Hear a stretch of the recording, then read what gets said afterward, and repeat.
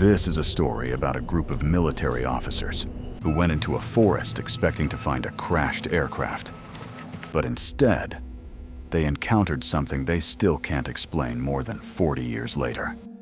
In December of 1980, U.S. Air Force personnel stationed in England began noticing strange lights falling through the sky near a place called Rendlesham Forest.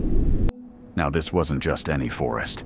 It sat directly between two NATO military bases, which meant if something unidentified came down out there, it was taken seriously.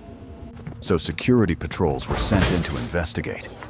At first, the officers assumed they were looking for a downed aircraft, maybe a small plane, maybe military equipment.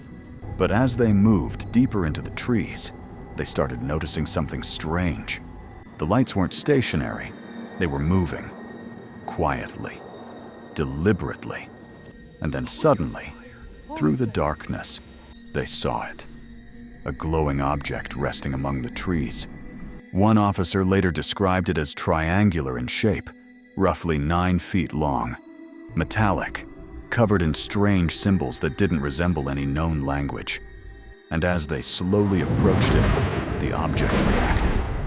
Without warning, it began moving through the forest, not crashing through branches, not making engine noise, just silently weaving between the trees, almost like it knew exactly where they were.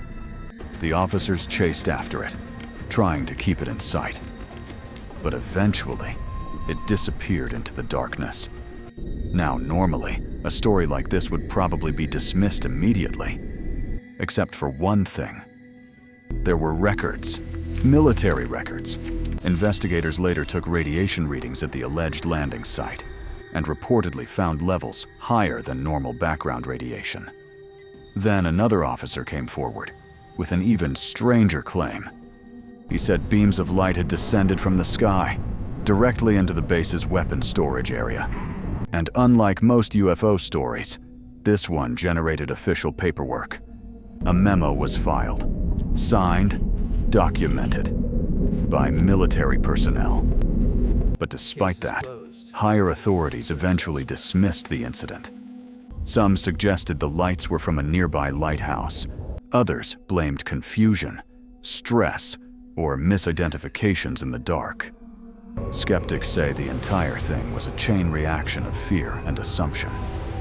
But the people involved still stand by what they saw.